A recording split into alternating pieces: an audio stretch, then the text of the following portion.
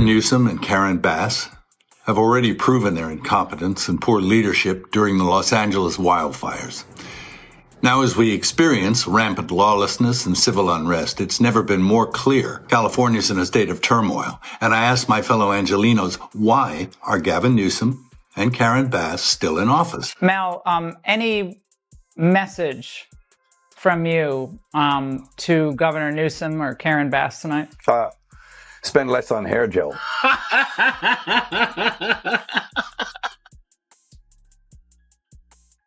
That's it. Yeah. You know, what can I say to them?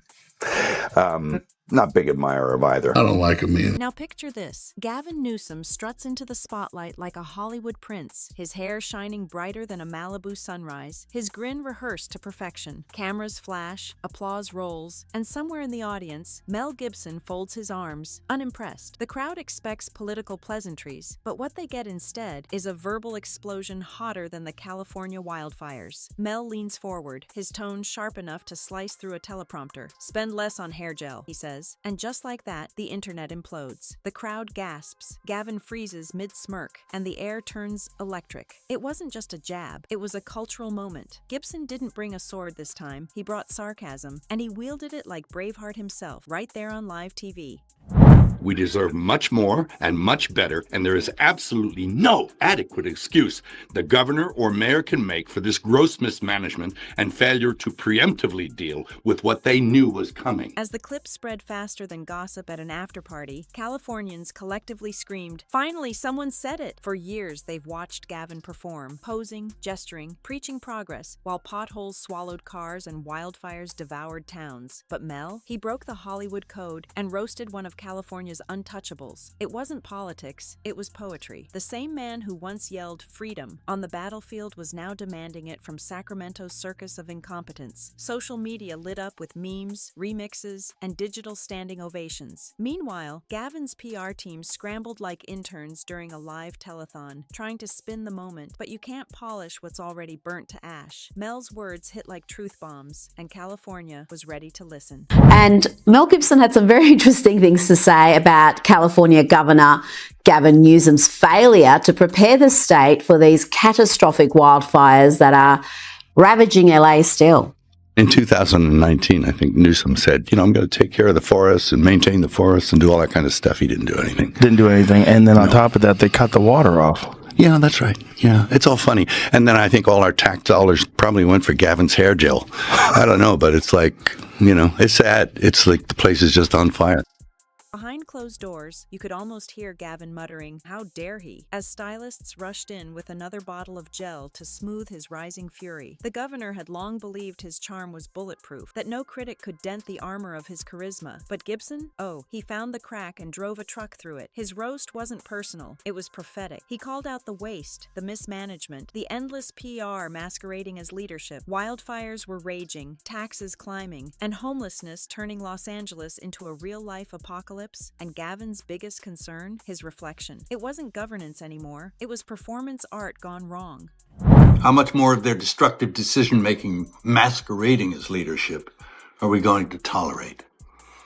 It's time to take back our community and our state and put the power and the privilege in the hands of competent leaders whose goals are to protect us and the way of life this nation was founded upon and promises to offer.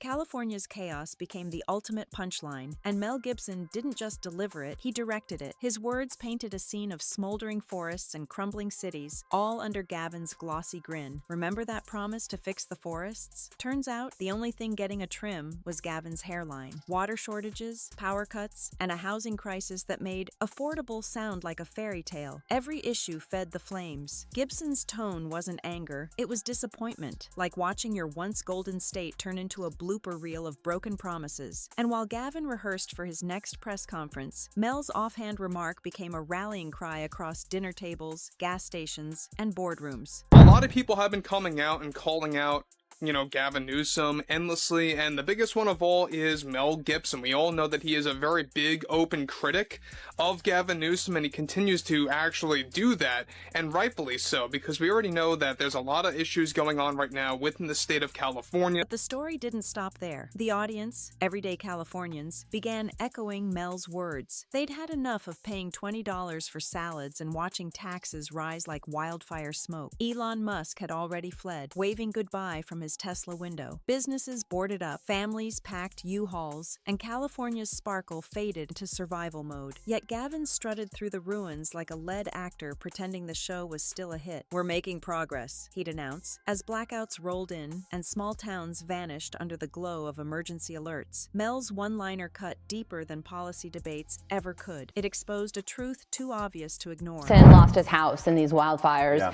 And what you just saw there was an effort to recall the governor and Mayor Bass. Does his star power in this matter?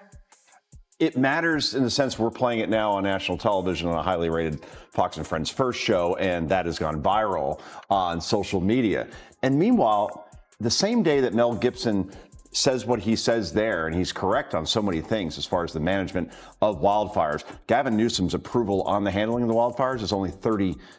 Wow. Even late-night hosts couldn't resist. Clips of Gibson's roast played on loop while comedians called Gavin the shampoo model who lost the plot. The irony? California, the land of the stars, was now a reality show of dysfunction. Mel, a man known for cinematic fire, had lit a torch under the state's political elite. He wasn't campaigning, he was venting, and people felt that rawness. They weren't cheering for a politician, they were applauding someone who dared to break the Hollywood silence. He said what we've all been thinking, one resident tweeted, and he did it with that savage Mel delivery. Governor Gavin Newsom and LA Mayor Karen Bass, well, they were also suggesting that LA was under control. They had it covered while, of course, LA was essentially burning. And they've been blaming Donald Trump for all the chaos in LA, while Gavin Newsom has been trying to emerge as the strong leader of the Democrats as he eyes off the presidency in 3 years' time. But actor Mel Gibson has spoken out, blasting the governor and the mayor, rightfully so, for their disastrous leadership. Meanwhile, Gavin's approval numbers plunged faster than a Hollywood sequel's ratings. The wildfires, homelessness, and blackouts weren't just crises. They were symbols of leadership on life support. Every time Gavin promised change, California got another disaster. And when confronted, he'd do what he does best: pose, pivot, and pass the blame. But Mel wasn't buying it. "You had 6 years," he reminded him, "and still the fire hydrants are running dry." It was a mic drop moment dressed in humility, and even the news anchors couldn't hide their smirks. Somewhere, deep down, Gavin must have realized the unthinkable. He'd been outperformed in his own show. If I were giving the governor advice, I'd say, don't be so overt that people can see the wheels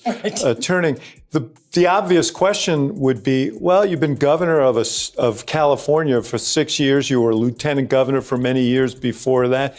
When did you have this epiphany? And the answer is when he found that the Republicans could weaponize the... By now, the "spend less on hair gel" quote had taken on legendary status. It wasn't just a roast, it was a rebellion. From San Diego to San Francisco, the phrase echoed across social media as shorthand for frustration. Gas prices soared, crime spread, and yet Gavin's energy went into trolling online instead of fixing problems offline. California had become a paradox. Rich in talent, poor in logic, Mel's words were like cinematic justice, a wake-up call wrapped in humor. He wasn't trying to trend, but he became the voice of every frustrated taxpayer tired of watching their governor audition for the presidency while the state burned. We have to do a better job. We need competent, good governance. Now, that doesn't mean you can't criticize the governor of California for, I think, some very bad decisions over a very long period of time. I mean, some of these reservoirs have been dry for 15, 20 years. The fire hydrants are being reported as going dry while the firefighters are trying to... And let's not forget the green dream that turned into a blackout nightmare. Gavin bragged about banning gas cars while residents couldn't even charge the ones they owned. Imagine plugging in your Tesla, only to be told, the grid's asleep, try again tomorrow. California's environmental utopia had turned into a comedy sketch, and Gibson's dry humor only made it sting more. "He's not leading," Mel quipped, "he's performing." The line hit harder than policy papers ever could. California Californians didn't need data. They needed the lights to stay on. And in that moment, Mel became their unofficial spokesman. And look at Gavin Newsom. He tried to do this, was it a radio show, a podcast, whatever he tried to do. Now he's busy trolling on social media, and it's cringe, it's falling flat. I'm sure they'll come after me now, who cares? Because Donald Trump is one of one. Only he can do what he's done with social media, with podcasts, in the way he's done it. 900 rallies and counting. Still, Gavin strutted on. Polished shoes, polished speeches, and that same unbothered smirk. Every crisis became another photo op. Every headline, another chance to pose. But Mel's call-out shattered the illusion. This wasn't a feud. It was an awakening. Californians realized their governor of glamour was more committed to aesthetics than accountability. As smoke rose over the hills and streets filled with tents, one thing became clear. Leadership isn't about looking good on camera. It's about showing up when the cameras are gone. And for once, Mel's Hollywood glare turned into a mirror, reflecting everything Gavin refused to see. Interview 11. In the end, this wasn't just about politics. It was about pride, California pride. Mel Gibson's live takedown wasn't rehearsed or strategic. It was raw, real, and long overdue. While Gavin dreams of a presidential run, the rest of the country watches California as a cautionary tale of ego over efficiency. Spend less on hair gel wasn't just advice, it was metaphor, a plea for priorities. And whether you love or hate Mel Gibson, one thing's undeniable: he voiced what millions have whispered for years. Leadership isn't about shine, it's about substance. And right now, California's glow is fading fast. He plays this slick little game of words.